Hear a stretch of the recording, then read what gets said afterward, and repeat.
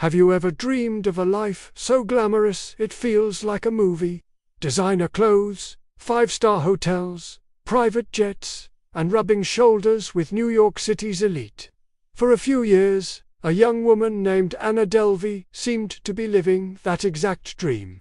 She was the talk of the town, a mysterious German heiress with a supposed €60 million trust fund, poised to launch an exclusive arts club that would rival Soho House. But here's the twist. None of it was real. Anna Delvey was a character, a brilliant, audacious invention. Her real name was Anna Sorokin, and she wasn't an heiress at all. Today, we're diving deep into the unbelievable story of how one woman conned her way into the highest echelons of New York society, leaving a trail of unpaid bills, broken promises, and baffled millionaires in her wake. How did she do it? And what does her story tell us about the world she so desperately wanted to be a part of? Our story begins around 2013, when Anna Sorokin, a young woman from a working-class Russian-German family, arrives in New York City. She wasn't just visiting, she was on a mission. Having previously interned at Purple magazine in Paris, she had a taste of the fashion and art world, and she wanted more. So, she reinvented herself. Anna Sorokin became Anna Delvey, a name she claimed was her mother's maiden name. With this new identity came a new backstory, a wealthy German family, an art-collecting father, and that all-important trust fund that was just out of reach, tangled in international bureaucracy. This backstory was her golden ticket. Anna's strategy was simple, yet genius. She understood the power of perception. If you look the part and act the part, people will believe you are the part. She dressed in designer labels like Balenciaga and Alea. Not necessarily new, but enough to signal she belonged. She was a master of social currency. She'd generously tip hotel staff with crisp $100 bills, creating an aura of effortless wealth. She wasn't flashy in a vulgar way. Her luxury was curated, subtle. She talked about art with confidence, dropped names of influential people, and always seemed to be heading to or coming from some exclusive event. She made her home in the most expensive boutique hotels in Soho, like 11 Howard and the Beekman. For a while, this worked. She'd check in, rack up tens of thousands of dollars in charges. And then, when the bill came due, there would always be an excuse. A wire transfer was delayed. Her European bank was being difficult. She'd use a combination of charm, feigned frustration, and the promise of a massive payout to stall for time. She even managed to get one hotel, 11 Howard, to store her belongings after she was kicked out, simply by promising a wire transfer that never arrived. But living in hotels was just the beginning. Anna's master plan was the Anna Delvey Foundation, or ADF. This was her magnum opus. A private members club, an art space she planned to house in the historic Church Missions House on Park Avenue South. It wasn't just a vague idea. She had detailed proposals, architectural plans, and a list of world-renowned artists she intended to feature. She was pitching this to the big leagues: powerful lawyers, real estate moguls, and major financial institutions.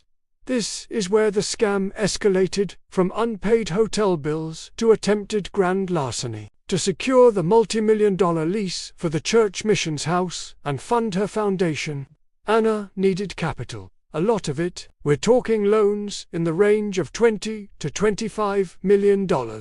So, she walked into banks like City National and Fortress Investment Group, armed with her fake identity and forged financial documents. She created fake statements showing she had access to over €60 million in Swiss accounts. She even had a family financial advisor who would vouch for her, an advisor who of course didn't exist. It's mind-boggling how close she came. She managed to convince lawyers at prestigious firms to work for her, racking up hundreds of thousands in legal fees. She successfully secured a $100,000 overdraft from City National Bank, which she promptly spent in about a month on luxury shopping, personal training sessions, and fancy dinners.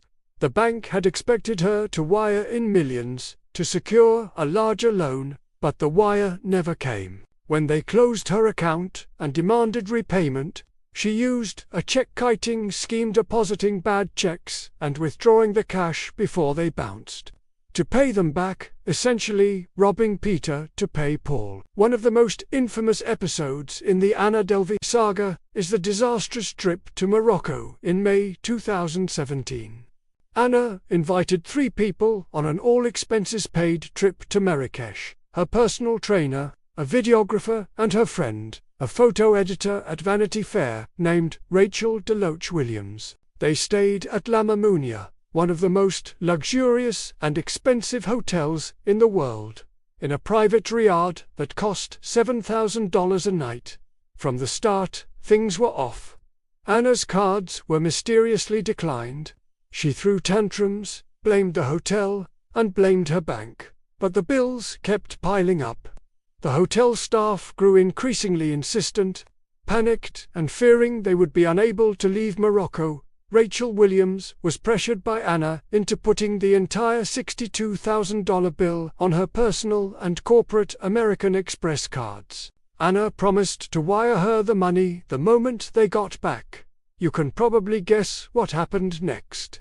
The wire never came. Weeks turned into months of excuses, fake wire transfer confirmations, and emotional manipulation. Rachel was left with a debt greater than her annual salary, a traumatic experience she later detailed in her book, My Friend Anna. By the summer of 2017, Anna's world was rapidly unraveling. She was homeless, bouncing between hotels and friends' couches. The unpaid bills were catching up to her. She had scammed hotels, banks, restaurants, and private jet companies. Her friends were realizing the heiress they knew was a fraud.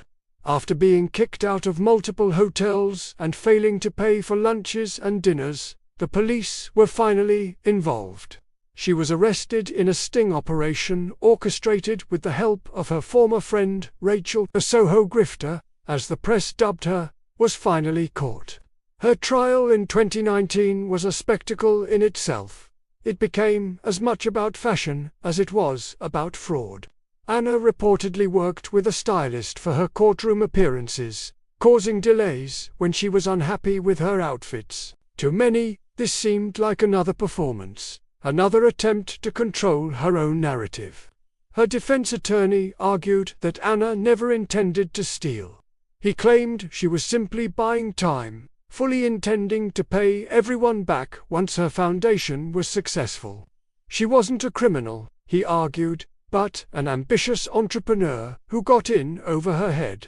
The prosecution, however, painted a very different picture. That of a calculated liar who preyed on the trust of others for her own personal gain. The jury's verdict was mixed. They found her guilty of several counts of grand larceny and theft of services, including the $100,000 bank overdraft and the unpaid hotel and restaurant bills. However, they acquitted her of the most serious charge, the attempted grand larceny of the $22 million loan from Fortress. They also acquitted her of stealing the $62,000 from her friend Rachel, a decision that shocked many. The jury reasoned that Rachel had willingly provided her card, making it a civil matter rather than a criminal one. In the end, Anna Sorokin was sentenced to 4 to 12 years in prison. She served a little under 4 years and was released in February 2021 for good behavior. But her freedom was short-lived. Just 6 weeks later, she was taken back into custody by ICE for overstaying her visa and has been in detention ever since, fighting deportation back to Germany. So, what's the legacy of Anna Delvey? Her story has been turned into a hit Netflix series, Inventing Anna, and numerous books and documentaries. She's turned into a quirky cultural icon, but it's complicated. Is she a villain who exploited people's trust? Or is she a twisted folk hero, a Robin Hood for the Instagram age who exposed the superficiality and greed of the elite? The truth is probably somewhere in between.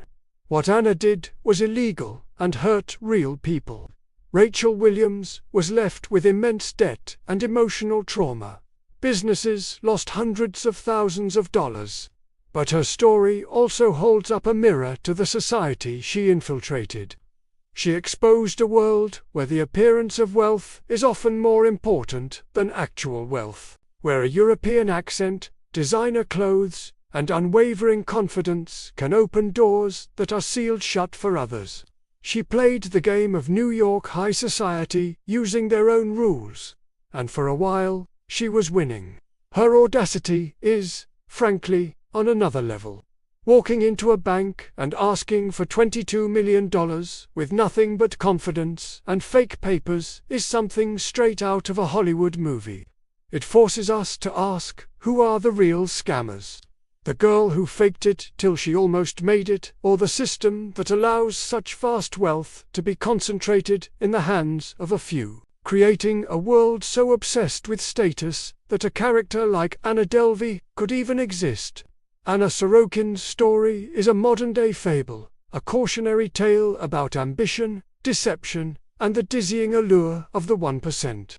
It's a reminder that in the age of social media, where curated perfection is the norm, it's easier than ever to believe that what you see is what you get. But sometimes, behind the filter and the designer labels, there's just a girl from a normal town with a crazy, audacious, and ultimately criminal dream.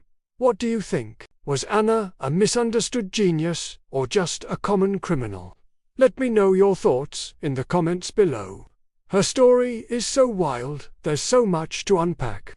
Thanks for watching, and if you enjoyed this deep dive, make sure to hit that like button and subscribe for more incredible true stories. See you in the next one.